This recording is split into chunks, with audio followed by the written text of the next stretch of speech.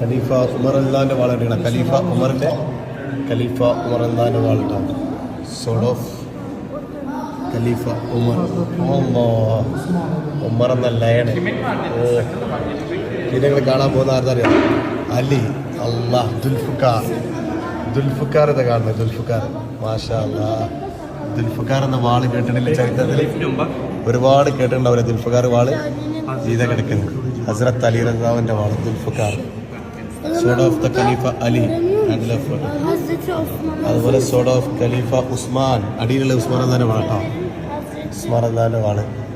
ഇതാണ് ദുൽഫുക്കാർ. 2 തല മുറിച്ചുള്ള ദുൽഫുക്കാർ. 2 വാള് ദുൽഫുക്കാർ.